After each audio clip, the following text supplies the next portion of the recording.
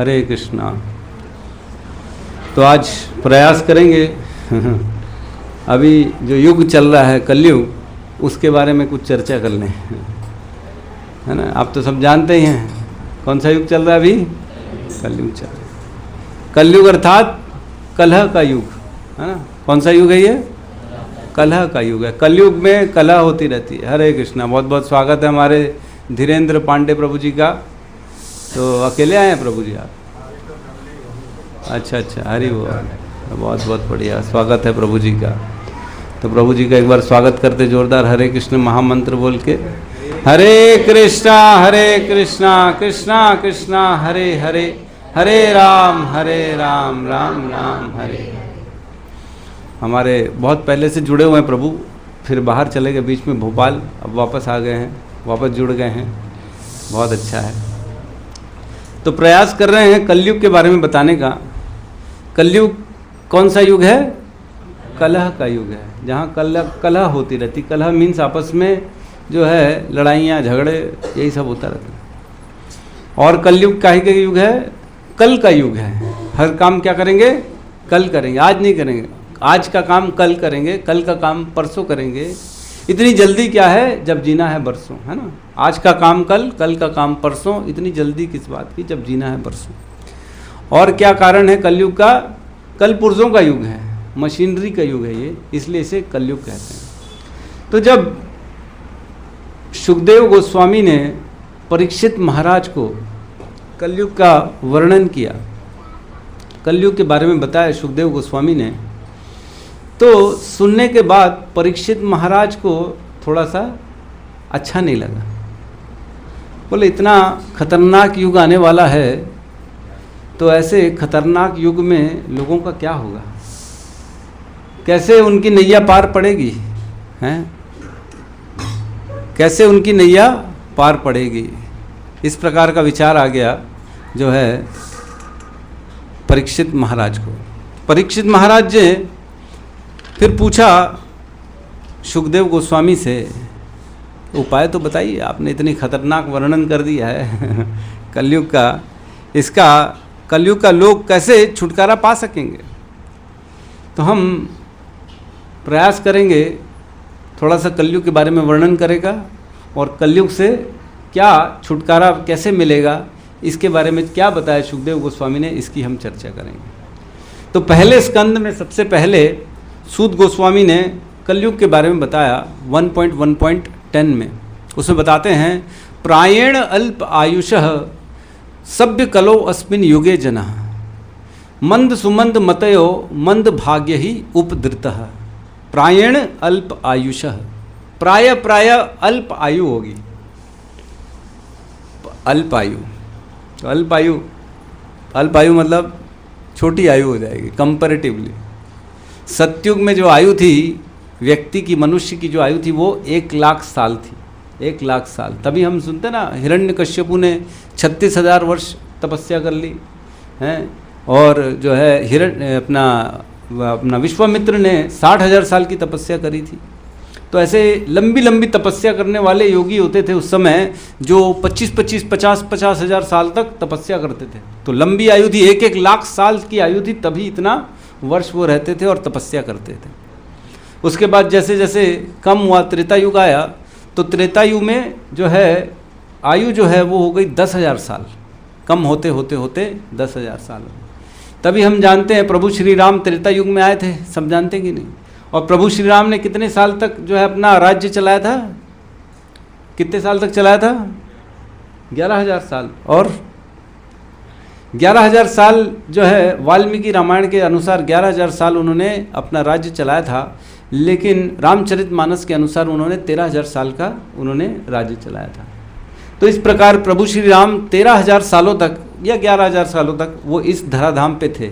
अर्थात द्वापर युग के समय, त्रेता युग के समय जो आयु थी वो कितनी थी? 10,000 साल की एवरेज थी। फिर उसके बाद कम होते होते जो है अब जो द्वापर युग आया, तो द्वापर युग में वो कम होते होते होते 1,000 साल हो गई मनुष्य की आयु, 1,000 साल। तो द्वापर के अंत में हम जानते हैं कुरुक्षेत्र का युद्ध हुआ जिसमें प्रभु श्री कृष्ण, भगवान श्री कृष्ण थे, अर्जुन थे, भीष्म थे। भीष्म की उस समय क्या आयु थी, किसी को मालूम है? भीष्म देव की आयु कितनी थी उस समय? नहीं मालूम।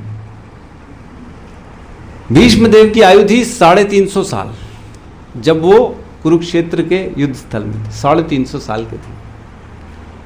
और कृष्ण की आयु लगभग 90-100 साल के आसपास थी। तो ये सब 100-125 साल के आसपास थे, युधिष्ठिर, अर्जुन और सब ये लोग। और भीष्म देव जो थे सबसे बड़े थे, सीनियर थे, वो 350 साल के थे उस समय जब वो युद्ध हो रहा था। तो जब द्वापर युग चल रहा था, तो अंत में आते आते वो 1000 से धीरे धीरे कम होते होते 300, 200, 300 तक पहुंच गई थी आयु जनरल मनुष्य की। इसलिए कुरुक्षेत्र के युद्ध में हम जानते हैं 100, 200, 300 साल के सभी मनुष्य थे उस समय, सभी लोग लगभग इसी आयु के थे। और कम होते होते अब जैसे कलयुग स्टार्ट हुआ है, हम जान रहे अभी कलयुग का प्रारंभ ही है। मात्र 5000 साल पहले की बात है जब कुरुक्षेत्र का युद्ध हुआ था, प्रभु जिसमें कृष्ण थे, राम अपना अर्जुन थे और युधिष्ठिर थे, सब थे। उसको 5000 साल ही हुए अभी, और आज जाके अब एवरेज मनुष्य की आयु जो है 100 के भी नीचे हो गई। तो धीरे धीरे ये कम होता जा रहा है। तो इसलिए यहाँ बता रहे हैं प्रायेण अल्प आयुषः, प्राय सबकी अल्प आयु होगी, कम होती होती होती अब 60-70 मैक्सिमम 80 आ गई है। उससे ऊपर बहुत कम लोग दिखते हैं, दिखते भी हैं तो वो कोई काम के नहीं होते हैं बेचारे, क्योंकि उनका शरीर जीर्ण क्षीण हो जाता है। तो उस समय सोचो 350 साल के भीष्म पितामह थे, कितने तेजस्वी थे कि उनको हराने के लिए कोई, मतलब उनसे लड़ने के लिए कोई तैयार नहीं था, कोई उनसे जीत नहीं सकता था। तभी उनसे स्वयं जाके पूछा गया कि आप कैसे जो है हारोगे, आपको कैसे हम जो है यहाँ से आउट करें, बताइए। तो उन्होंने खुद बताया कि मैं स्त्रियों पे हाथ नहीं उठाता। तब फिर वो बात हुई, फिर जो है शिखंडी को लाया गया, अर्जुन के सामने रखा गया, फिर अर्जुन ने बाण चलाए तो जो है भीष्म पितामह ने जवाब नहीं दिया, और फिर उन्होंने सरसैया पे लेट गए।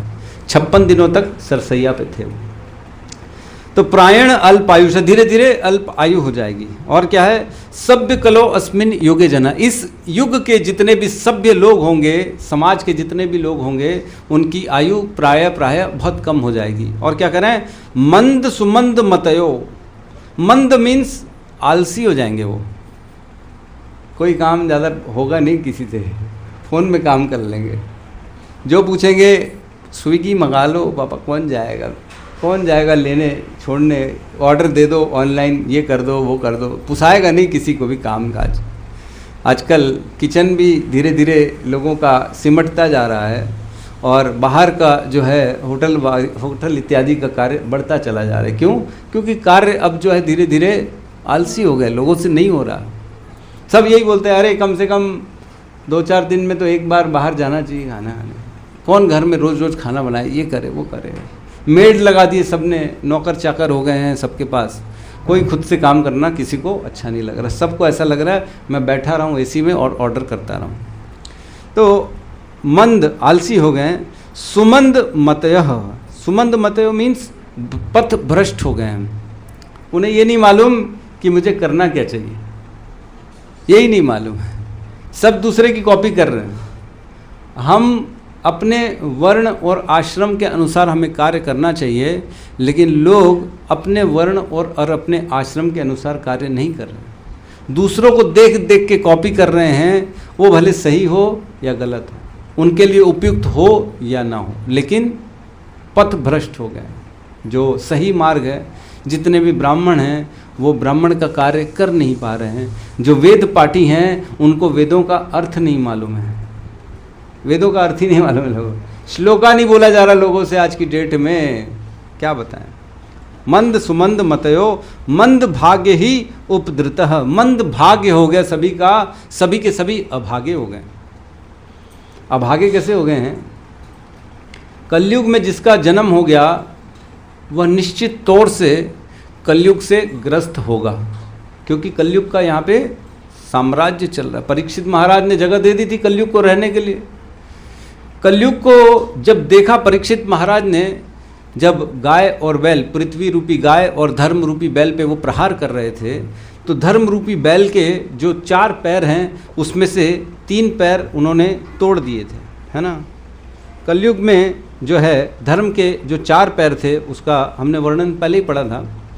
तपः शौचम दया सत्यम इति पादा कृते कृता अधर्मांशस्त्रयो भगना स्मय संग मदस्तवः।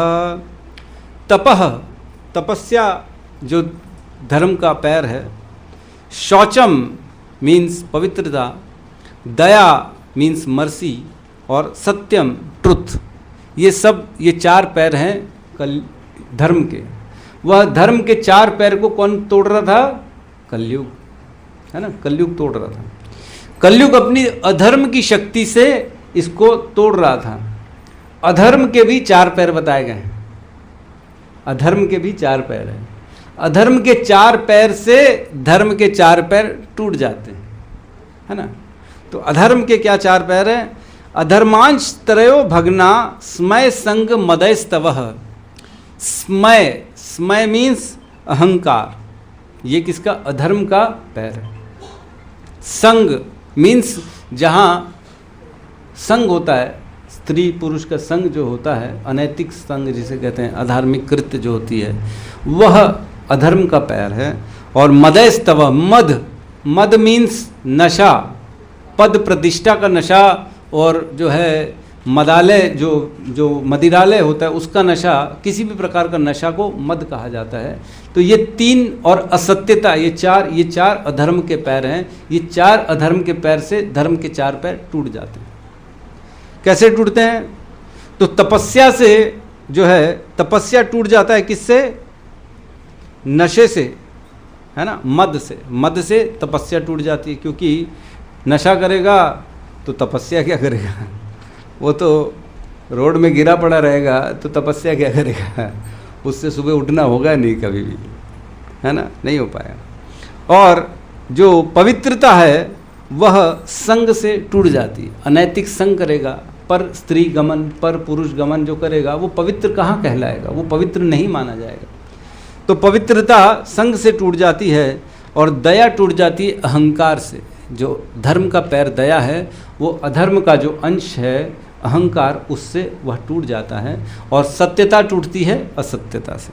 तो इस प्रकार 4 धर्म के पैर हैं और 4 अधर्म के अंश हैं। वो 4 अधर्म के अंशों से धीरे धीरे धर्म के जो पैर हैं वो टूट जाते हैं। तो इसी प्रकार सत्युग, द्वापर, त्रेता में एक एक करके धर्म का पैर टूट जाता है, और कलयुग में एक ही पैर बच जाता है। वो कौन सा पैर बचता है? सत्यता बच जाता है ना। बाकी तीनों राम नाम सत्य हो गए, नहीं बचे कोई भी, ठीक है। तो इस प्रकार कलयुग का जब वर्णन कर रहे थे, तब कलयुग के बारे में बताते हैं, है ना। क्या बताते हैं?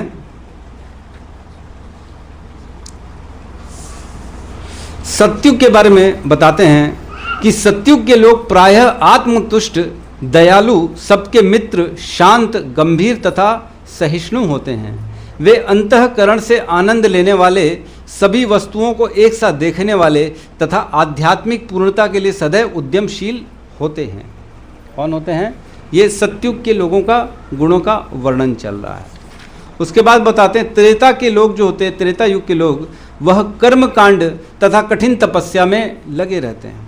हम जानते हैं जो तीनों जो युगों की जो पद्धति होती है ना, तीनों युगों में अलग अलग पद्धति चलती है जिसमें पूजा करते हैं, है ना। तो जो हम जानते हैं सत्युग में सब लोग ध्यान के माध्यम से भगवान की प्राप्ति करते हैं। त्रेता में भगवान का पूजन और सेवा के द्वारा, अर्चन से भगवान की प्राप्ति करते हैं। और द्वापर में भगवान के लिए जो है, सॉरी मैंने गलत बोल दिया, त्रेता में यज्ञ के द्वारा भगवान की प्राप्ति होती है, और द्वापर में जो है पूजन की विधि होती है, और कलयुग में नाम संकीर्तन के माध्यम से भगवान की प्राप्ति होती है ना। तो इस प्रकार तीनों युगों का थोड़ा थोड़ा बताते हैं। वो बताते हैं कि त्रेता युग में कर्म कांड तथा कठिन तपस्या में लगे रहते हैं।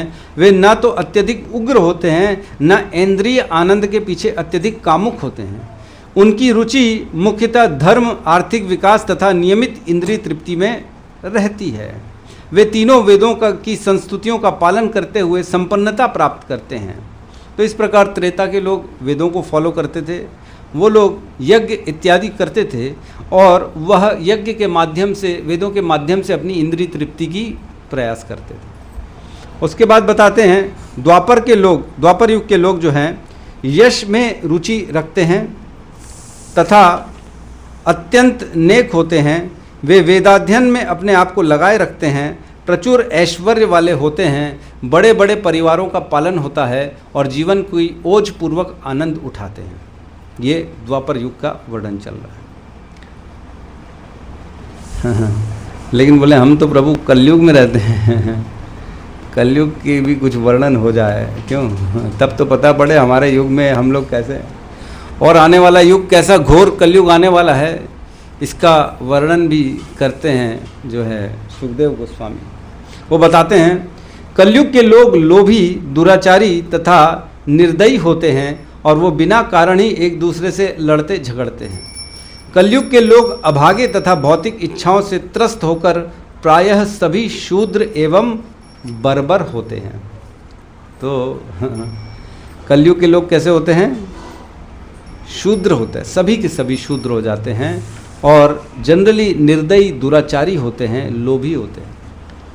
ये तो सब आप जानते ही होंगे। मिलते हैं कि नहीं ऐसे लोग आप लोगों को? हैं, मिलते हैं कि नहीं सभी लोग? और आगे कहते हैं, अब कलयुग का वर्णन चालू करते हैं। वो 12वें स्कंद के 3रे अध्याय से 30वें 12.3.30 श्लोक से वर्णन आता है। मैं श्लोक का वर्णन भी करूंगा और अनुवाद भी पढ़ूंगा। थोड़ा सा सुन लेते हैं हम कैसा चल रहा है कलयुग के लोगों का वर्णन। यदा यदा माया नृतं तंद्रा निद्रा हिंसा विषादनम शोक मोहो भयम दैन्यम सकलिस्तामस स्मृतः। जब धोखा, कपट, झूठ, तंद्रा, निद्रा, हिंसा, विषाद, शोक, मोह, भय तथा दरिद्रता का बोलबाला होता है, वह युग कलयुग अर्थात तमोगुण का युग होता है। इस युग में तमोगुण की प्रधानता होती है। तमोगुण हम जानते हैं कि आलस्य और प्रमाद, अज्ञान, यह तमोगुण के जो है बांधने वाली गुण होते हैं। इसी से तमोगुण हमें बांधता है। आलस्य, निद्रा और प्रमाद, बेवकूफ़ी से भरा हो जाएगा पूरा, मोह में चला जाएगा व्यक्ति। और आगे कहते हैं तस्मात् शूद्र दृशो मृत्या शूद्र भाग्या महाशनः कामिनो वित्तहीनाश्च स्वैरिणश्च स्त्रियो सती। कलयुग के दुर्गुणों के कारण मनुष्य शूद्र दृष्टि वाले, अभागे, पेटू, कामी तथा दरिद्र होंगे। स्त्रियां असाध्वी होने के कारण एक पुरुष को छोड़कर बेरोक टोक दूसरे के पास चली जाएंगी। कलयुग में दुर्गुण ऐसा बढ़ेगा कि मनुष्य जो है शूद्र हो जाएंगे सबके सब। कोई ज्ञान का पालन नहीं करेगा। शूद्र मीन्स जो है जो वेदों को पालन नहीं करता, जो केवल सेवा करता है दूसरों की अपना पेट पालन करने के लिए, उसे शूद्र कहा जाता है ना। तो शूद्र बन जाएंगे सभी। आज की डेट में हम देखते हैं बड़े बड़े लोग पढ़े लिखे भी क्या बनते हैं? शूद्र बन जाते हैं। वो जॉब करते हैं, वो दूसरों के प्रति अपने जीवन को दे देते हैं और वह नौकरी करते हैं, है ना, नौकरी करते हैं, तो उसे शूद्र कहा जाता है। और अभागे होते हैं, पेटू हो जाते हैं, गोल मटोल पेट हो जाते हैं सबके। सेठ बड़ा पेट है कि नहीं, सभी सेठ हो जाते हैं, बड़े बड़े पेट वाले हो जाते हैं सभी के सभी। तो पेटू हो जाते हैं, कामी हो जाते हैं और दरिद्र हो जाते हैं। कामनाएं, उनके अंदर इतनी इतनी इच्छाएं होती हैं कि केवल ऐसा लगता है उनको हम ये भी पालें वो भी पालें, बिना काम के सारी चीज़ें हो जाएं। इसीलिए सबको आजकल शॉर्टकट चाहिए कि नहीं। लॉटरी खेलेंगे हैं, सट्टा और लगाएंगे, पता नहीं क्या क्या जुआ वो खेलेंगे, सबको शॉर्टकट में पैसा चाहिए, किसी को मेहनत नहीं करनी है, अपनी कामनाओं को पूरा करना है बस, इसलिए उनको जो है पैसा, धन, संपत्ति चाहिए। आगे कहते हैं दस्युत्कृष्टा जनपदा वेदा पाषण्ड दूषितः राजनश्च प्रजाभक्षा शीष्णोदर परा द्विजा। शहरों में चोरों का दबदबा होगा, वेद नास्तिकों के द्वारा की गई मनमानी व्याख्या से दूषित किए जाएंगे, राजनीतिक नेता प्रजा का भक्षण करेंगे और तथाकथित पुरोहित तथा बुद्धिजीव अपने पेट तथा जननांगों के भक्त होंगे। तो चोरों का दबदबा हो जाएगा। ये तो हम देख ही रहे हैं आजकल, प्राय सभी नेता जो है वो चोर ही हैं कौन नहीं है आज की डेट में। अभी ये और बढ़ेगा, अभी तो शुरुआत है कलयुग की। ये सोचो और बढ़ेगा जब पूर्ण रूप से केवल और केवल चोर जो है वह शासन करेंगे, है ना। और क्या कह रहे हैं कि वेद नास्तिकों के द्वारा मनमानी व्याख्या की जाएगी वेदों की। तो अभी भी थोड़ा थोड़ा तो हो जाता है, व्हाट्सएप में आता है कि नहीं आता है, फालतू की चीज़ें जो कभी भगवत गीता में लिखा नहीं है वो भी आ जाता है ना। काम ही पूजा है कि नहीं, कहाँ लिखा है? प्रभु जी पढ़ाते हैं हमारे भगवत गीता, कौन से अध्याय में लिखा है प्रभु जी ऐसा, काम ही पूजा है? काम कर फल की चिंता मत कर, ये है भगवत गीता का ज्ञान, ऐसा नहीं लिखा है। ये तोड़ मरोड़ के पेश किया जाता है व्हाट्सएप में। बहुत से लोग मेरे को प्रश्न करते हैं और मेरे को भेजते हैं इस तरह के मैसेजेस कि प्रभु ये क्या सही है, ये क्या इसने जो लिखा है ये सही है कि नहीं है। तो प्राय मैं पाता हूँ कि 80% 70% तो सारे के सारे जो गूगल और व्हाट्सएप का ज्ञान है वो प्राय गलत साबित होता है, वो कुछ भी कुछ लिख देते हैं। अभी मैं उस दिन एक वीडियो आया उसमें देख रहा था, उसमें एक ध्रुव राठी करके आता है, उसका ना बहुत बड़े फॉलोअरशिप है, बहुत बड़ी फॉलोअरशिप, बहुत बड़ा उसका यूट्यूब का उसका देखने वाले लोग हैं। उसने एक वीडियो में बोला है कि सीता मैया ने गंगा में मांस का अर्पण किया। अब सीता मैया गंगा में मांस का अर्पण करेगी और मदिरा का उसमें जो है मदिरा और मांस को चढ़ाया गंगा में। तो इस तरह की व्याख्या की जाती है ऐसे लोगों के द्वारा जो मूर्ख हैं और जिन्होंने शास्त्रों को पढ़ा नहीं। ये तो अभी स्टार्ट हुआ है, धीरे धीरे आगे चल के पता नहीं क्या होगा। आज हमारे पास भगवान की दया से, शील प्रभुपाद की दया से शुद्ध ज्ञान हमारे हाथ में आ चुका है। हम पढ़ के अपने सारे कन्फ्यूजन्स को दूर कर सकते हैं। लेकिन सोचो जिसके पास शुद्ध ज्ञान नहीं है वो क्या करेगा? ऐसे लोगों की कथाएं सुनेगा बैठ के और पथभ्रष्ट हो जाएगा। जब उसको ये पता पड़ेगा स्वयं प्रभु श्री राम सीता मैया ने नॉनवेज का अर्पण किया, इसका क्या अर्थ है? इसका मतलब हम भी खाओ। बेचारे पथभ्रष्ट हो जाएंगे और क्या करेंगे, उनको खुद समझ में नहीं आएगा। तो ये अभी भी हम देख रहे हैं कि ऐसा ही होता जा रहा है। और क्या कह रहे हैं? राजनीतिक नेता प्रजा का भक्षण करेगी, ये तो हो ही रहा है, अभी भी हो ही रहा है। अगले श्लोक में कहते हैं 33 नंबर में, अव्रता वटवोश शौचा भिक्षवश्च कुटुंबिनः तपस्विनो ग्रामवासः न्यासिनो अत्यर्थ लोलुपा। ब्रह्मचारी अपने व्रतों को संपन्न नहीं कर सकेंगे और सामान्यतः अस्वच्छ रहेंगे। ब्रह्मचारी का क्या व्रत होता है? ब्रह्मचर्य व्रत का पालन करना, ये ब्रह्मचारी का व्रत है। और क्या कह रहे हैं? ब्रह्मचारी अपने व्रतों को संपन्न नहीं कर पाएंगे और सामान्यतः अस्वच्छ रहेंगे। जिसने ब्रह्मचर्य व्रत पालन किया है उसे ज़रूरी है कि वह किसी का संग ऐसे काम न करे जो उसके आश्रम को दूषित कर दे। और ये कह रहे हैं कि ऐसा होगा। लोग दिखने के लिए तो ब्रह्मचारी दिखेंगे लेकिन अंदर से कोई ब्रह्मचारी नहीं होगा। ये होने वाला है। गृहस्थ लोग भिखारी बन जाएंगे, वानप्रस्थी गांवों में रहने लगेंगे और सन्यासी लोग धन की लालची बन जाएंगे।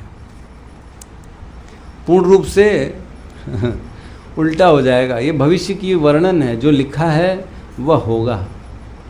आज भगवान की दया से हम इतने अच्छे समय में हैं कि जो सामने है वो शुद्ध चीज़ें हमारे सामने आ रही हैं। आज हम भगवान का ज्ञान, सन्यासी हमारे सामने हैं, ब्रह्मचारी हैं, गृहस्थ हैं, वो शुद्ध हैं। लेकिन आगे चल के सब डुप्लीकेट आने वाला है। ऐसी स्थिति आने वाली है भविष्य में, बड़ा भयावह होने वाला है भविष्य। और क्या कह रहे हैं? ह्रीस्वकाया महाहारा भूर्यः पत्य गतः ह्रिय शाश्वतः कुटुक भाषिष्ण्या शौर्य मौर्य सहा। स्त्रियों का आकार काफ़ी छोटा हो जाएगा और वे अधिक भोजन करेंगी, अधिक संतानें उत्पन्न करेंगी जिनका पालन पोषण करने में वे असक्षम होंगी और सारी लाज खो बैठेंगी। वे सदैव कड़वा बोलेंगी और चोरी कपट तथा अप्रतिबंधित धृष्टता के गुण प्रदर्शित करेंगी। स्त्रियों का आकार काफ़ी छोटा हो जाएगा।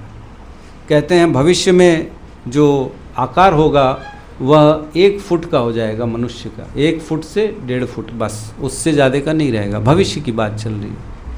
धीरे धीरे ये जैसे जैसे ग्रेजुअली कलयुग बढ़ता जाएगा, मनुष्य का आकार और मनुष्य की आयु दोनों धीरे धीरे कम होती चली जाएगी।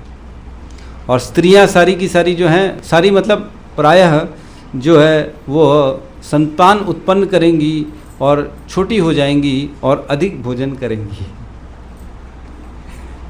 स्त्रियों के बारे में मैं नहीं बोल रहा हूँ, ये जो है ग्रंथ कह रहा है हमारा। तो आप लोग चाहें तो पढ़ सकते हैं। मेरे पे लांछन मत लगाना है, प्रभु जी ये स्त्रियों के बारे में आप गलत सलत बात कर रहे हो, मैं नहीं कर रहा हूँ। तो इस प्रकार स्त्रियाँ जो हैं वह सारी लाज खो बैठेंगी, वे सदैव कड़वा बोलेंगी और चोरी कपट करेंगी।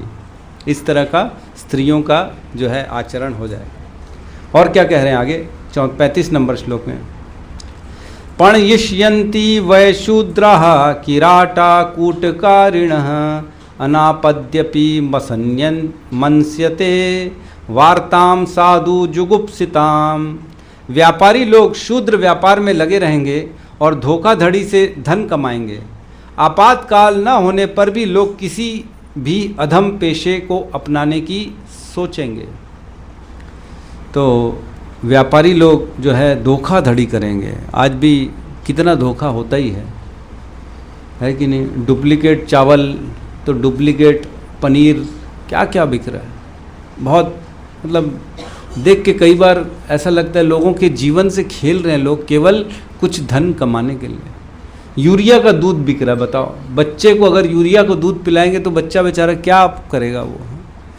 पाउडर, दूध का पाउडर डुप्लीकेट मिल रहा है, दवाइयाँ डुप्लीकेट मिल रही है, ग्लूकोज जो चढ़ाते हैं किसी मरीज को वो तक डुप्लीकेट बन रहा है। ये परिस्थिति है। केवल कुछ धन कमाने के लिए लोग दूसरों की जान के साथ खेल रहे हैं कि मेरा पैसा बढ़ जाए, मेरा पैसा बढ़ जाए और दूसरे भले मरे तो मरे, उससे मेरे को क्या। ये स्थिति आज भी थोड़ी थोड़ी हमें देखने को मिल रही है, लेकिन आगे भविष्य में ये अत्यधिक बढ़ जाएगी। आगे जाके कुछ भी पवित्र, कुछ भी साफ नहीं मिलेगा। लोग केवल धन की लालच में आके दूसरों का प्राण तक हर लेंगे। मेरा 5 रुपए का फ़ायदा हो जाए और सामने वाले का 50,000 का नुकसान हो जाए, इसकी चिंता नहीं करेंगे। ये स्थिति आने वाले समय में। और किसी भी अधम पेशे को अपनाएंगे। तो अधम पेशे में अभी से ही हम देख सकते हैं, आज भी जो है बूचर खाने बन चुके हैं। लोग गौ मांस की फैक्ट्री बना लिए, गाय काटने की फैक्ट्रियां हैं। सोचो, ये अधम व्यापार नहीं है तो और क्या है। पोल्ट्री फार्म चल रहे हैं, मछली पालन चल रहा है। मछली पालन नहीं है वो, एक्चुअली में मछली को काटन चल रहा है। वो काटने के लिए मछली को पाल थोड़ी रहे, कोई जेब से उसको खुश करने के लिए, प्रसन्न करने के लिए दाना थोड़ी दे रहे हैं कि मछली बड़ी हो जाए। उनका उद्देश्य है मछली बड़ी हो तो मैं उसको काट डालूं और उसको बेचूं, मार डालूं, ये उद्देश्य है। तो उसको हम मछली पालन का नाम दे के अपने आप को सोफिस्टिकेटेड बता रहे हैं, ये गलत है। यद्यपि ये पूर्ण रूप से अनैतिक कार्य है।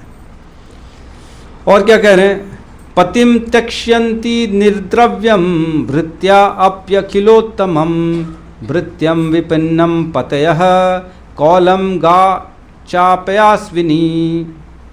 नौकर उस मालिक को छोड़ देंगे जो अपनी धन संपदा गंवा चुका होता है, भले ही वह मालिक संत सदृश उत्कृष्ट आचरण का क्यों न हो। मालिक भी अक्षम नौकर को त्याग देंगे, भले ही वह नौकर पीढ़ियों से उस परिवार में क्यों न रहा हो। दूध देना बंद कर चुकी गायों को या तो छोड़ दिया जाएगा या उन्हें मार दिया जाएगा।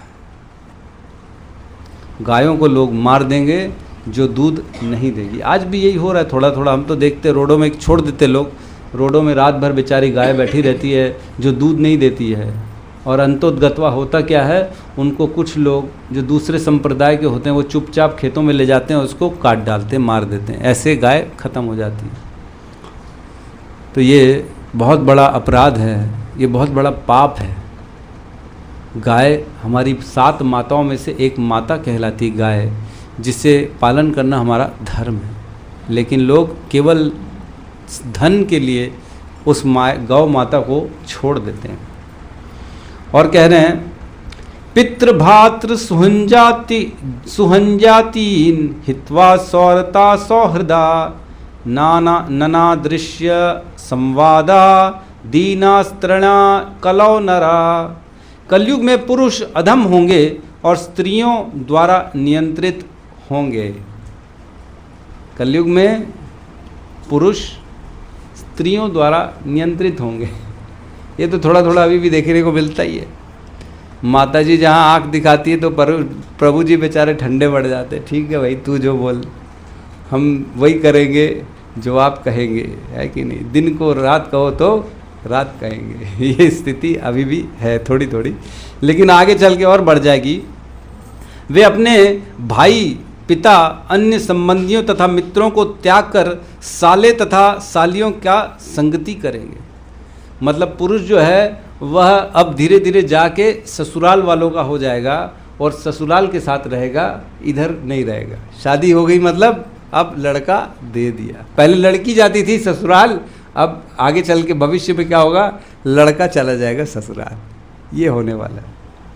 इस तरह उनकी मैत्री की धारणा नितांत यौन संबंधों पर आश्रित होगी। तो केवल और केवल जो स्त्री पुरुष की शादी होगी, जो उस संबंध का आधार होगा, वो केवल और केवल शारीरिक सुख के आधार पर वह संबंध चलेगा। ये भविष्य में होने वाला है।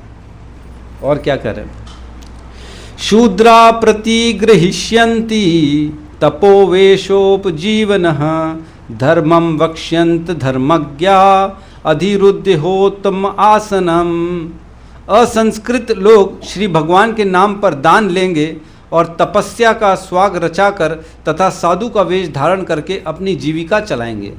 धर्म के विषय में कुछ न जानने वाले उच्च आसन पर बैठेंगे और धार्मिक सिद्धांतों पर प्रवचन करने का ढोंग रचेंगे। तो ये भविष्य में होने वाला है कि लोग भगवान के नाम पर दान मांगेंगे और अपनी जीविका चलाएंगे। तपस्या का स्वांग रचेंगे, वो खाली दिखाएंगे कि हम तपस्या कर रहे हैं। आज भी देखा गया, नेता लोग बैठते हैं भूख हड़ताल पे, फिर पीछे जाके चुपचाप कुछ खा के आ जाते हैं, फिर बैठ जाते हैं, हम तो भूख हड़ताल है, भूख हड़ताल है, और पेट भरा हुआ है। स्वांग रच रहे हैं, केवल ढोंग रच रहा है कि हम लोग भूखे हैं। ठीक है, इस प्रकार जो है कलयुग के बारे में। और आगे कहते हैं 41 नंबर श्लोक में, कलौ काकिणी को अप्यर्थे विगृहा त्यक्त सौहृदा त्यक्ष्यन्ति च प्रियान प्राणान हनिष्यन्ति स्वकानपि। कलयुग में लोग थोड़े से सिक्कों के लिए भी शत्रुता ठान लेंगे। वे सारे मैत्रीपूर्ण संबंधों को त्याग कर स्वयं मरने तथा अपने ही संबंधियों को मार डालने पर उतारू हो जाएंगे। कुछ ही पैसे के लिए लोग वध कर देंगे, एक दूसरे का संबंध तोड़ देंगे। आज भी कई बार पेपर में आता है, पैसे के लिए, दारू के लिए पैसा मांगा, पैसा नहीं दिया तो वध कर दिया। होता है कि नहीं, गांव में तो बहुत ज़्यादा होता है ये सब। तो ये बढ़ता चला जाएगा धीरे धीरे, और आने वाले समय में सबको भय हो जाएगा, हर घर में भय हो जाएगा, मेरा ही घर वाला ना मेरा वध कर दे। ऐसे घर में सोचो रहना पड़ेगा। कब कौन कौन सी बात पे किसको मार देगा पता ही नहीं पड़ेगा। किसी ने अगर कोई तेज बात भी कर ली अपने घर वालों से तो क्या बोलेगा, आज तो इसका डी एंड करना पड़ेगा मेरे को, ज़्यादा बात कर रही है। तो छोटी छोटी बातों पे आगे चल के लोग एक दूसरे का वध कर देंगे, कोई वध से चूकेगा नहीं। ये स्थिति होने वाली, थोड़े से पैसे के लिए किसी को भी मार दिया जाएगा। और आगे कहते हैं, न रक्ष्यन्ति मनुजः स्थवीरौ पितरावपि पुत्रान् भार्यान् च कुलजाम शूद्राशीष्णोदरभरा। लोग अपने बूढ़े माता पिता, अपने बच्चों या अपनी सम्माननीय पत्नियों की रक्षा नहीं कर सकेंगे। वे अत्यंत पतित होकर केवल अपने पेट तथा जननांगों की तुष्टि में लगे रहेंगे। माता पिता की कोई सेवा नहीं करेगा, उनकी रक्षा कोई नहीं करेगा, और केवल जो वो अपने जो शारीरिक जननांगों की जो तुष्टि है उसी में लग जाएंगे और वो अन्य कुछ नहीं करेंगे। आगे कह रहे 43 में, हे राजन, कलयुग में लोगों की बुद्धि नास्तिकता के द्वारा विफत हो जाएगी और वे ब्रह्मांड के परम गुरु स्वरूप पूर्ण पुरुषोत्तम भगवान को कभी भी भेंट नहीं चढ़ाएंगे। यद्यपि तीनों लोकों के नियंता महापुरुष तक श्री भगवान के चरणों कमलों पर अपना शीश नवाते हैं, किंतु इस युग के शूद्र एवं दुखी लोग ऐसा नहीं करेंगे। कलयुग में भगवान के प्रति कोई समर्पित नहीं होगा। कलयुग में भगवान को कोई भी स्मरण नहीं करेगा। कलयुग में भगवान का पूजा कीर्तन इत्यादि सब बंद हो जाएगा। मंदिर सब गायब हो जाएंगे। मंदिर भी नहीं रहेंगे, भगवान के विग्रह भी नहीं रहेंगे, पूजा का कार्य भी नहीं रहेगा, भगवान को कोई याद भी नहीं करेगा। ये आने वाले समय के बारे में शुकदेव गोस्वामी ने परीक्षित महाराज को बता दिया। तो जब ऐसा सुना शुकदेव गोस्वामी ने, परीक्षित महाराज ने, तब उन्हें टेंशन हो गया। क्या होगा लोगों का, उनका उद्धार कैसा होगा, कैसे, आखिर तो उनका कुछ बताइए, उपाय बताइए। तब फिर परीक्षित महाराज ने उनसे पूछा, प्रश्न पूछते हैं कि आखिर ऐसे लोगों का उद्धार कैसे होगा, कलयुग के लोग कैसे छुटकारा पा सकेंगे। तो उसके सल्यूशन में फिर जो है शुकदेव गोस्वामी बताते हैं। 16 नंबर में वो पूछते हैं, केनुपायेन भगवान कलिर्दोषान कलौ जना विद्यमिष्यन्त्युच उपचिताम तन्मे ब्रूहि यथा मुने। राजा परीक्षित ने कहा, हे स्वामी, कलयुग में रहने वाले लोग इस युग के संचित कलमश से किस तरह अपने आप को छुड़ा सकते हैं। हे महामुनि, कृपया यह मुझे बतलाएं। सल्यूशन पूछा, आखिर तो कुछ सल्यूशन दो ना, ऐसा थोड़ी होगा आप खाली कलयुग की मेरे को बताते जा रहे हो, लेकिन सल्यूशन क्या है कलयुग का, आखिर लोगों का उद्धार कैसे होगा भाई, जो फंसे हुए हैं बेचारे। तब उसका आंसर देते हैं 45 नंबर से जो है शुकदेव गोस्वामी उत्तर देते हैं। कहते हैं, पुंसाम कलीकृतान दोषान द्रव्य देशात्म संभवान सर्वान हरति चित्तस्थो भगवान पुरुषोत्तमम। कलयुग में वस्तुएं, स्थान तथा निजी व्यक्तित्व भी सभी प्रदूषित हो जाते हैं, किंतु सर्वशक्तिमान भगवान उस व्यक्ति के जीवन से ऐसा सारा कलमश हटा सकते हैं जो अपने मन के भीतर श्री भगवान को स्थिर कर लेता है। क्या कह रहे हैं? जो अपने मन में केवल भगवान को ला लेता है, अपने मन को भगवान के प्रति स्थिर कर देता है, भगवान उसके जीवन से कलयुग के सारे कलमशों को दूर कर देते हैं। यही तो भगवान ने भगवत गीता में कहा है ना, मन मना भव मद भक्तो मद्याजी माम नमस्कुरु मामेव शिशुक्तेवम आत्मानं मत परायण। 2 बार श्लोक बोला, यही वाला एक श्लोक भगवत गीता में। 18वें अध्याय में भी यही श्लोक बोला, हे अर्जुन, तुम मेरे प्रिय मित्र हो, मैं तुमसे सत्य कह रहा हूं, पुनः सत्य कह रहा हूं कि अपना मन मुझे दो और कुछ नहीं चाहिए मुझे। तो इस प्रकार शुकदेव गोस्वामी ने बताया, कोई बात नहीं, लेकिन अगर मन में कोई भगवान को धारण कर लेना, मन अगर भगवान को अर्पित कर दे, तो उस पे कलयुग के दोषों का प्रभाव खत्म हो जाता है धीरे धीरे। और क्या कह रहे हैं आगे? 46 नंबर श्लोक में कहते हैं, श्रुतः संकीर्तितोऽध्यातः पूजिताश्च दतो पूजिताश्च आदतावः नृणाम धुनोति भगवान हृतस्थो जन्म आयुत अशुभम।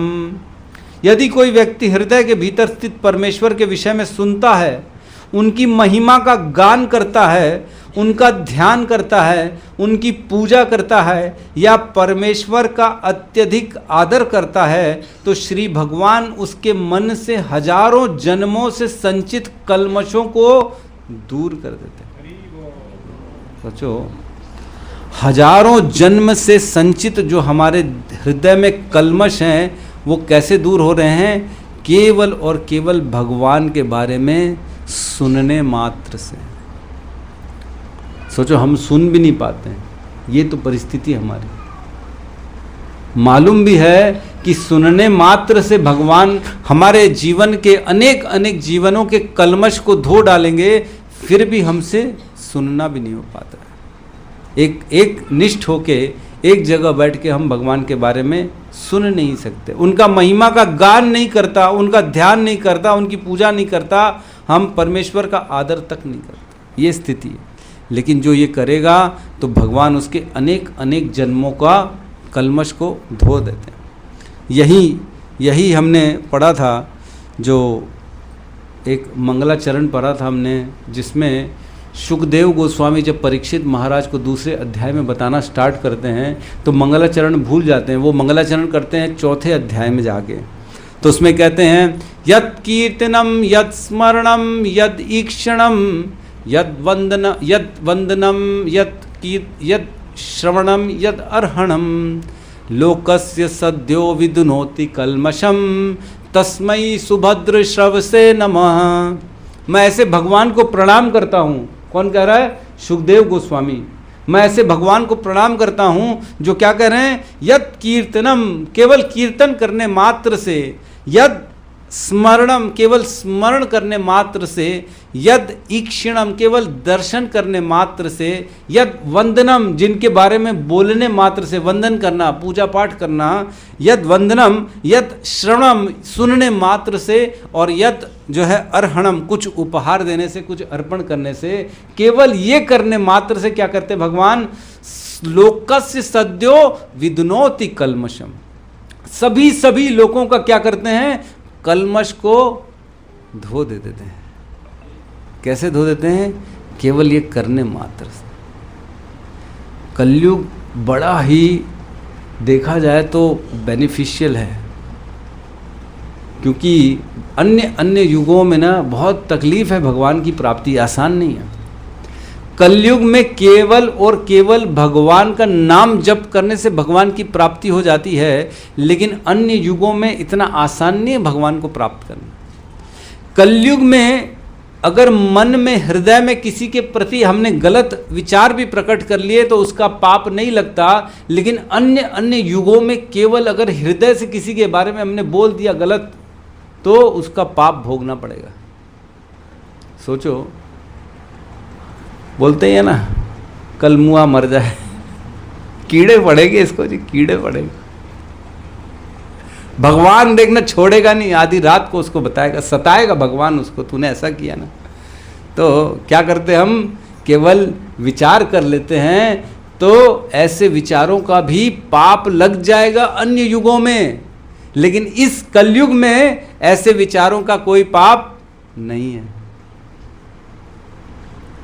तो सोचो कलयुग में, और कलयुग में क्या है? केवल जब अगर अच्छा हमने सोच मात्र लिया तो उसका पुण्य मिल जाता है। केवल अच्छा सोच लिया, आज भगवान को मैं पूड़ी पकवान पर तल के अपने हाथों से भोग लगाऊंगी, अगर ऐसा विचार मात्र किया तो भगवान उसका फल दे देंगे। ऐसा लगा कि तुमने चढ़ाई दिया, भगवान को अर्पित कर दिया। आज विचार किया कि इस साल जो है मैं 24 की 24 एकादशी रखूंगी, ये मैंने संकल्प किया, इस बार तो मैं छोड़ूंगी नहीं, तो भगवान उसका फल दे देंगे। 24 एकादशी का फल मिल जाएगा, यद्यपि हमने नहीं रखा तो भी हमें फल मिल जाएगा। ये गुण है कलयुग का। ये गुण देख के ही परीक्षित महाराज ने फिर कलयुग का वध नहीं किया था।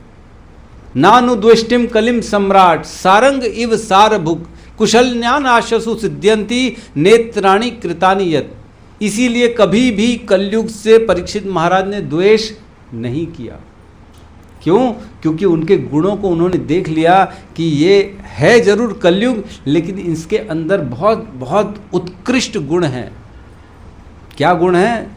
वो उन्होंने देख लिया था। सारंग इव सार भुक, केवल सार ग्रहण करने वाले थे परीक्षित महाराज। उन्होंने सार ग्रहण कर लिया कि कुशलन्यान आशु सिद्ध्यंती, केवल अच्छा विचार करने मात्र से उसको फल मिल जाएगा। नेत्राणी कृतानि यत, और अन्य खराब कर्मों को शरीर से करना पड़ेगा, तब जाके उसका पाप लगेगा। तो कलयुग बड़ा हंस रहा था। परीक्षित महाराज ने उसके गुणों को देखा तो कलयुग हंसने लगा। परीक्षित महाराज ने कहा, क्यों हंस रहा है? तो कलयुग ने कहा, आप जो कह रहे हो कि लोग केवल स्मरण करेंगे अच्छा और उनको सारे पुण्य मिल जाएंगे, देख लेना मैं लोगों को स्मरण भी नहीं करने दूंगा, लोगों को अच्छा सोचने भी नहीं दूंगा। ऐसी परिस्थिति आ जाएगी, लोग भगवान से तो दूरी हो जाएंगे, भगवान का नाम क्या लेंगे वो लोग, ऐसी परिस्थिति ला दूंगा। तो ये है कलयुग का गुण। जो भगवान के प्रति समर्पित होगा उस पे कलयुग का कोई प्रभाव नहीं होगा, लेकिन जिस पे कलयुग का प्रभाव होगा वो भगवान को कभी स्मरण नहीं कर पाएगा। तो हमें भगवान की तरफ अपना मुख करना है, ना कि कलयुग की तरफ मुख करना है ना। तो इस प्रकार भगवान जो है कलयुग जो है सुखदेव गोस्वामी बता रहे हैं कि कैसे व्यक्ति कलयुग से दूर हो सकता है और भगवान के शरण में जा सकता है। आगे बताते हैं कि जिस तरह सोने को गलाने पर अग्नि अन्य धातुओं की रंच मात्र उपस्थिति से उत्पन्न बदरंग को दूर कर देती है, उसी तरह हृदय के भीतर स्थित भगवान श्री विष्णु योगियों के मन को शुद्ध कर देते हैं। जैसे स्वर्ण में कोई उसमें खराबी हो तो उसे जलाया जाता है, उसे गलाया जाता है, फिर से वो वापस से तपता हुआ एकदम गोल्ड जो है शाइनिंग गोल्ड हो जाता है। वो उसी प्रकार कह रहे हैं कि जो ये कल्मश अगर किसी के अंदर है तो भगवान का केवल नाम मात्र से भगवान को अगर मन में धारण कर ले तो भगवान उसे पूर्ण तरह से शुद्ध कर देंगे, जैसा सोना शुद्ध हो जाता है गलने के बाद। तो कितना आसान है कि नहीं? यही तो हम मंगलाचरण भी करते हैं ना। श्रवणताम स्वकथा कृष्ण पुण्य श्रवण कीर्तिना हृदयंतस्तो ही अभद्राणी विदुनोति सुहृत सताम। केवल सुनने मात्र से भगवान के बारे में हमारे हृदय में जितने भी कल्मश हैं, श्रवणताम स्वकथा कृष्ण पुण्य श्रवण कीर्तना, सुनने से पुण्य भी मिलता है। हृदयंतस्तो ही अभद्राणी, जो अभद्र हमारे हृदय में है ना, उसको भी ये श्रवण करने से धुल जाते हैं। हमें निर्मल बना दिया जाता है केवल भगवान का श्रवण करने से। कितना सरल उपाय है भगवान की प्राप्ति का, और हम क्या करते हैं? इतना भी नहीं कर पाते हैं। हम कलयुग के जीव है ना। प्रायण अल्प आयुषः कलो अस्मिन् युगे जना, है ना। ये हमारा अल्प आयु है इसमें, है ना। सभ्य कलो अस्मिन युगे जना मंद सुमंद मतयो मंद भाग्य ही उपधृता। विचलित है बेचारे, कभी टेंशन है, उनको समझ में नहीं आ रहा कि मंदिर जाऊं कि खेलने कूदने जाऊं, है ना। उनको समझ में नहीं आ रहा भोग लगाए क्यों, भोग के बिना भी खा लेते ना, क्या फ़र्क पड़ना है। इतनी इच्छा हो रही है चाट पकौड़ी खाने की, खा लेते, छोड़ो भोगों को, क्या फ़र्क पड़ना। बेचारे विचलित हैं, लोग उनको भटका रहे, अरे तुम कहाँ जा रहे हो। एक बार ऐसे ही हुआ, विचलित की स्टोरी बता रहा हूँ। एक व्यक्ति गया मेले में, उसकी पत्नी खो गई मेले में। बेचारा परेशान हो गया मेले में कि पत्नी खो गई, अब क्या करे। पास में एक राम मंदिर था, वहाँ गया, रोने लगा। पंडित जी बोले, अरे रोता क्यों है, तू प्रभु श्री राम के पास आया है, विचलित क्यों होता है। तो बोले, क्या करूं, मेरी पत्नी खो गई है। बोले, कोई बात नहीं, 125 किलो लड्डू चढ़ा दे यहाँ प्रभु श्री राम के यहाँ, तेरी पत्नी मिल जाएगी, क्या फ़र्क पड़ना। बोले, ठीक है, आप बोलते हो तो कर देता हूँ। जाता बेचारा लड्डू लेने, लड्डू लेके आता रहता रास्ते में, तो एक हनुमान मंदिर आता है। वहाँ का पंडित बाहर ही बैठा था। अरे बोले, कहाँ इतने सारे लड्डू लेके जा रहे हो। बोले प्रभु श्री राम के पास उनके मंदिर में लड्डू चढ़ाने जा रहा हूँ। क्या हो गया पूछा पंडित ने, तो बोले मेरी पत्नी खो गई है एक मेले में, तो वहाँ लड्डू चढ़ाने जा रहा हूँ। अरे बोले तुमको भी अकल ही नहीं है। अरे बोले प्रभु श्री राम की पत्नी खो गई थी तो खुद हनुमान जी ढूंढ के लाए थे, और तुम हनुमान मंदिर में न चढ़ा के राम के मंदिर में जा रहे हो, यहाँ चढ़ाओ तो तुम्हारी पत्नी मिल जाएगी। तो बेचारे को विचलित कर दिया। फिर बोले ठीक है यही चढ़ा लेता हूँ। जब प्रभु श्री राम की भी पत्नी को हनुमान ने ढूंढा तो मेरी भी पत्नी को हनुमान ढूंढ लेंगे। तो ये स्थिति है लोगों की, बेचारे विचलित हो जाते छोटी छोटी बातों में, उनको समझ ही नहीं आता क्या करना है और क्या नहीं करना है। आगे कहते हैं, देव पूजा, तपस्या, प्राणायाम, दया, तीर्थ स्थान, कठिन व्रत, दान तथा विविध मंत्रों के उच्चारण से मनुष्य के मन को वैसी परम शुद्ध प्राप्ति नहीं हो सकती जैसे कि हृदय के भीतर अनंत श्री भगवान के प्रकट होने पर होती है। तो अन्य सभी साधन कर लेने पर भी भगवान प्राप्त नहीं होंगे, केवल उनका स्मरण करने से, केवल उनकी भक्ति करने से भगवान मिल जाएंगे। न साध्यति माम योगो योग न साध्यति माम योगो सांख्य धर्म उद्धव न स्वाध्याय तपस्त्यागो यतोर भक्ति ममो अर्जितः। भगवान कहते हैं मेरा अर्जन कौन कर सकता है, कौन मुझे प्राप्त कर सकता है, ये स्वाध्याय से नहीं हो सकता, ये योग तपस्या से नहीं हो सकता, ये सांख्य धर्म से उद्धव नहीं किया जा सकता, तपस्या से किसी से नहीं मेरे को प्राप्त किया जा सकता, केवल और केवल यतोर भक्ति ममो अर्जिता, जो मेरी भक्ति करता है वो मुझे अर्जित कर लेता है। अर्जित करना मतलब खरीद लेना, खरीद लेता है। श्रीवास को कहा था चैतन्य महाप्रभु ने, श्रीवास तुमने मुझे खरीद लिया है, तुम चाहे तो मुझे बेच सकते हो। एक बार जोरदार कीर्तन चल रहा था, उद्दंड कीर्तन चल रहा था श्रीवास पंडित के आंगन में, उद्दंड कीर्तन। चैतन्य महाप्रभु कीर्तन कर रहे, सब कीर्तन कर रहे। श्रीवास पंडित का एक पुत्र था, मर गया वो। सोचो कीर्तन चल रहा है चैतन्य महाप्रभु का और वो मर गया। तो बाहर से किसी ने आया, उनके श्रीवास पंडित के कानों में कहा कि तुम्हारे पुत्र ने प्राण त्याग दिए हैं, उसका शरीर पड़ा हुआ है बाहर। तो श्रीवास पंडित ने बोला खबरदार, अगर कीर्तन में किसी ने विघ्न डाला तो मेरे से बुरा कोई नहीं होगा, जाओ यहाँ से। कीर्तन महाप्रभु का कीर्तन चल रहा है और इसमें कोई रोक नहीं होगी, कीर्तन चलने दो। तो सोचो उसका पुत्र मर गया और उन्होंने कीर्तन को जारी रखा। ये होता है भगवान को धारण करना मन में। हम तो छोटा मोटा मच्छर ही काट देता है तो बोलते हैं अरे यार अब तो यहाँ पे कीर्तन नहीं हो पाएगा, चलो यहाँ की ठीक नहीं है व्यवस्था, है कि है? अनुकूल अवस्था नहीं हो, पंखा नहीं चले, एसी नहीं चले तो लगता है अब यहाँ से चलना चाहिए, यहाँ बैठने लायक स्थान नहीं है, हमसे कीर्तन ना हो पाएगा जी, ना हो पाएगा, है कि नहीं। नरसिंह मेहता का पुत्र मर गया था, है ना। लोग आए, नरसिंह मेहता वो कर रहे थे, कथा कीर्तन करते रहते थे। तो बताया, बोले नरसिंह जी आपका पुत्र मर गया। बोले अच्छा ठीक है, जाओ तुम लोग तैयारी करो, मैं कीर्तन करके आता हूँ। क्या गाते फिर भगवान के सामने, भला भया छूटा जंजाल, सुखनु जपना मैं गोपाल। चलो भला हुआ जो हो गया, छूटा जंजाल मेरा पुत्र मर गया, बड़ा होता, शादी कराता, पोते पोतियाँ होती, उसके जंजाल में फंसता, तो इससे चलो अच्छा ही हुआ, निपट गया, अब मैं अच्छे से भगवान का भजन करूँगा। ये धारणा है शुद्ध भक्तों की।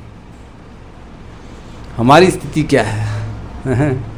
हम अपने आप को अगर नापे हैं तो हम कहाँ पे हैं? अपना मीटर देख लें हम सब के सब, तो हमें तो कोई कुछ बोल देता तो ही आना छोड़ देते हैं, है कि नहीं जी, वहाँ बहुत टोका टाकी चलती है, हम नहीं जाएंगे, हम नहीं करेंगे, हमसे नहीं होगा। क्यों? क्योंकि अभी तो हम क्या है, माया में। हम भगवान तक पहुँचेगा, हमारी भक्ति स्टार्ट कहाँ हुई? भक्ति स्टार्ट तो तीनों गुणों के पार होने से होती है, अभी तो स्टार्ट भी नहीं हुई। तो कलयुग के कलमशों से निकलने के लिए और क्या बताया उन्होंने, वो बताते हैं, इति षोडशकम नामनम कली कलमश नाशनम नत्परतरोपाया सर्ववेदेषु दृश्यते। सभी वेदों ने बताया है कि ये जो 16 मंत्रों का नाम है, इति षोडशकम नामनम कली कलमश नाशनम, यही केवल एक मंत्र है जो कलयुग के दोषों को निकाल सकता है बाहर। नत पर तरोपाया, इससे ऊपर कुछ भी नहीं है। सर्व वेदेषु दृश्यते, सभी वेदों ने यही बताया है। ये कहाँ से है, ये कली संतरण उपनिषद का श्लोक है, जिसमें कहते हैं कि केवल भगवान का नाम ही कलयुग से हमें बचा सकता है और कुछ नहीं बचा सकता। परीक्षित महाराज को स्वयं सुखदेव गोस्वामी ने भी कहा कि कले दोष निधे राजन अस्ति ही एको मान गुण कीर्तना देव कृष्ण से मुक्त संग परम व्रजे, कि इस कलयुग में एक महान गुण है कि केवल कृष्ण का नाम मात्र से व्यक्ति का उद्धार हो जाता है।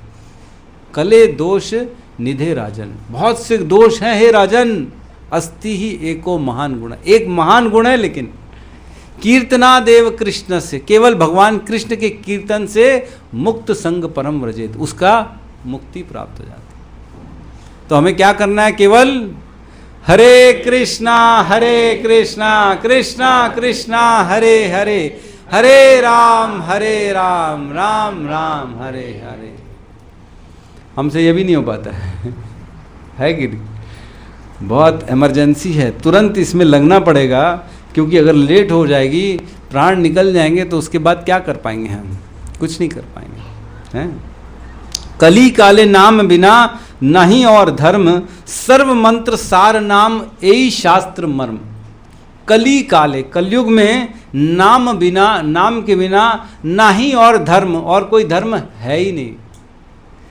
सर्व मंत्र सार नाम, सभी मंत्रों का जो सार है वो क्या है, केवल और केवल भगवान का नाम है। सर्व मंत्र सार नाम यही शास्त्र मर्म, ये सभी शास्त्रों का मर्म है कि केवल भगवान का नाम मात्र से व्यक्ति का कलयुग के सभी कलमशों से दूर हो जाएगा। क्या इतना इधर उधर देखते रहते हैं हम, इतना पढ़ते हैं हम, उस संप्रदाय में क्या है, उधर क्या लिखा है, उस गुरुजी ने क्या बोला, उस गुरुजी ने क्या बोला। समय बहुत कम है, कलयुग चल रहा है, भगवान की कृपा है, श्रील प्रभुपाद के ग्रंथ हैं, इतनी कम समय में अगर केवल नाम मात्र से व्यक्ति का उद्धार हो जाएगा, ये इसके लिए कितनी बड़ी उपलब्धि है। नहीं तो कलयुग में दोबारा आना पड़ेगा, और कैसा युग होगा हमने बता दिया है। सब कलयुग पूरी तरह से कलमशों से भरा रहेगा, कोई जगह नहीं बचेगी उद्धार करने की अपने, है ना। कहते हैं कि कृते यत धायतो विष्णु त्रेतायाम यजतो मखई द्वापरम परिचार्यम कलो तद हरि कीर्तनाथ, कि कृते धृत जो है कलयुग, जो सतोयुग है, सतयुग में ध्यान का मार्ग था, और त्रेतायुम यजतो मुखई, यज्ञ का जो समय था त्रेता था, और द्वापरे परिचार्याम, भगवान के पूजन विधिन का जो समय था वो द्वापर था, और तद कलो हरि कीर्तनाथ, कलयुग में केवल भगवान हरि का कीर्तन का उपाय बताया गया है, और कोई उपाय नहीं गया। जो फल सतयुग में ध्यान करने से मिलता था, वही फल त्रेता युग में यज्ञ करने से मिलता है, और वही फल सेम द्वापर युग में भगवान की अर्चन विग्रह की सेवा से मिलता है, और वही सेम फल केवल हमको कलयुग में नाम कीर्तन मात्र से मिल जाता है। तो इधर उधर भटकने का कोई ज़रूरत नहीं है ना। नाम अनाम अनंत रहत है, दूजा तत्व न कोई, कलो कहे कबीर सुनो भाई साधो, भटक मरो मत कोई। क्या है, नाम अनाम अनंत रहित है, नाम ही है जो अनंत तक रहने वाला है, नाम अनाम अनंत रहित है, दूजा तत्व न कोई, दूजा कोई तत्व है ही नहीं। कोई बोल दे दूजा तत्व है, अरे तपस्या है ना प्रभु, तपस्या, हम तप कर लेंगे, अग्नि में बैठ के जो है हम तपस्या करेंगे और भगवान की प्राप्ति कर लेंगे, तो नहीं होने वाली। दूजा तत्व ना कोई, दूजा कोई तत्व है ही नहीं, कहे कबीर सुनो भाई साधो, भटक मरो मत कोई। कहीं भटक के इधर उधर मर गए, किसी अन्य देवी देवता के पास जाके मर गए, किसी गुरु के पास प्राण छोड़ दिया, उन्होंने जो बताया था रास्ता उसको करते करते प्राण छूट गए, तो भटक जाएंगे, फिर कुछ नहीं मिलने वाला। जो कलयुग में भगवान की प्राप्ति इतनी आसान है, वह छूट गई, शरीर छूट गया तो 84 लाख योनियों में फिर से भटकना पड़ेगा। फिर पता नहीं दोबारा कब मनुष्य योनि मिलेगी, फिर पता नहीं कब दोबारा भगवान का संग मिलेगा, ग्रंथ मिलेंगे, भक्त मिलेंगे, भगवान के शुद्ध भक्त मिलेंगे जो रास्ता बताने वाले होंगे। कोई चांस नहीं है, फिर भटक मरो मत कोई, कहे कबीर सुनो भाई साधु। सुन लो भाई साधुजन कि दूसरा कोई तत्व नहीं है। कहते हैं कि जो है राम नाम एक अंक है, सब साधन है शून। अंक गए कुछ हाथ नहीं, अंक रहे 10 गुण। राम नाम एक अंक है, वन, जो एक अंक है राम नाम। अन्य साधन है शून्य। जैसे तपस्या कर लिए, उसका एक शून्य मिल गया हमारे को, है ना।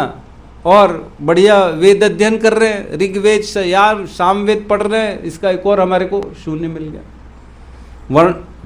वर्णाश्रम धर्म को अपनाया है, पति पुत्र इत्यादि सबको खुश रखने का प्रयत्न कर रहे हैं, एक और शून्य मिल गया। इस प्रकार हमने बहुत सारे शून्य इकट्ठे कर लिए, तो अगर 5 शून्य भी इकट्ठे हो गए तो 5 शून्य की वैल्यू कितनी है? 5 शून्य बिना एक के, केवल शून्य है, बिना एक के 5 अगर शून्य हो गए तो उसकी क्या वैल्यू है? 10 शून्य भी अगर हम दे दें तो क्या वैल्यू है? शून्य। जब तक एक नहीं आएगा उसके सामने कितने भी शून्य बढ़ा लो, वैल्यू क्या रहेगी? शून्य, बहुत बड़ा शून्य है। लेकिन एक अगर आ गया उसके सामने, कौन? प्रभु श्री राम। नाम अगर आ गया तो वो 1,00,000 बन जाएगा, वो वही साधन काउंट हो जाएंगे, अन्यथा वही साधन 0 हो जाएंगे। लेकिन क्या है? नाम रहना चाहिए भगवान उस जीवन में, तभी भगवान की भक्ति हो पाएगी, तभी कलयुग के कल्मशों से हम बाहर निकल पाएंगे, अन्यथा नहीं निकल पाएंगे।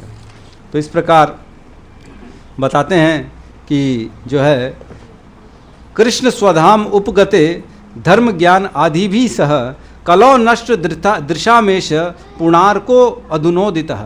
कि जब कृष्ण स्वधाम उपगते, कृष्ण अपने धाम चले गए, ज्ञान धर्म आदि भी, सभी ज्ञान धर्म और अन्य अन्य सभी रास्ते भगवान के साथ साथ ऊपर चले गए। जैसे कृष्ण गए तो धर्म भी चला गया, ज्ञान भी चला गया, तो फिर क्या बच गया?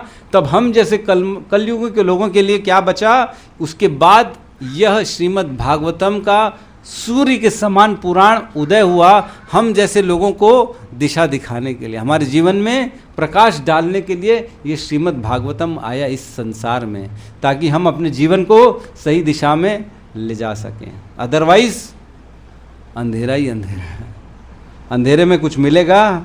कुछ नहीं मिलेगा। तो इस प्रकार कलयुग में बहुत दोष हैं, कलयुग से बचना बहुत मुश्किल है। कलयुग में अगर कोई रिस्क ले लेता है, ठीक है, थोड़ा सा रिस्क ले लेता है, थोड़ा भोग कर लेते हैं ना, दोबारा आ जाएंगे, दोबारा जन्म तो मिल जाएगा ना। और कैसा जन्म मिलेगा? आपने सुन लिया क्या हाल है भविष्य में लोगों का। ऐसे लोगों के बीच में जन्म मिलेगा तो कुछ बचेगा हमारे लिए? कुछ भी नहीं बचेगा। पता नहीं कहाँ अफ़गानिस्तान, चाइना, पाकिस्तान में जन्म मिल गया तो क्या होगा? वहाँ तो राम का नाम भी नहीं मिलेगा। बचपन से ही फिर गौ हत्या चलती रहेगी और कितने पाप कमा के जाएंगे तो भगवान ही जाने। फिर दोबारा तो मनुष्य जन्म भी नहीं मिलने वाला, ये स्थिति हो जाएगी। तो अभी बहुत सुंदर समय है। अभी प्रभुपाद इस समय को गोल्डन एरा कहते हैं, गोल्डन ईयर्स ऑफ कलयुग चल रहे हैं अभी एट प्रेजेंट। हम सब बहुत ही उच्च एकदम परफेक्ट समय में हम लोग इस संसार में आए हैं। अभी सोशल मीडिया के माध्यम से बड़ा आसानी से भगवान के भक्तों का संग मिल जाता है, आसानी से ग्रंथ मिल जाते हैं हमारे को, आसानी से भगवान का नाम उच्चारण करने मिल जाता है। कहीं कोई रोकता टोकता नहीं है हमारे को। भविष्य में भी रोका जाएगा, जबान काट दी जाएगी अगर भगवान का नाम लेंगे और पहले भी हम जानते हैं कैसे मुग़लों ने हमारे मंदिरों को, भक्तों को मारा है, काटा है, हाथ काटे, जीभ काटे, उनके शरीर काट डाला है। हमारे हरिदास ठाकुर को उन्होंने 22 बाज़ारों में उनको मारा है। ऐसा समय था, व्यक्ति को कोई स्वतंत्रता नहीं थी भगवान का नाम जप करने की। अभी भगवान की दया से स्वतंत्रता हमको मिली हुई है, इसका उपयोग कर सकते हैं हम और आसानी से इस कलयुग के कलमशों से हम मुक्ति प्राप्त कर सकते हैं। तो क्या करेंगे सब मिलके? हरे कृष्णा कृष्णा कृष्णा हरे हरे, हरे राम राम राम हरे हरे। ठीक है प्रभु जी, तो यहाँ वाणी को हम विराम देते हैं, है ना। तो बहुत बहुत धन्यवाद सभी का। आज के सत्र को हम यहाँ विराम देते हैं। किसी को कोई प्रश्न है तो हम ले सकते हैं।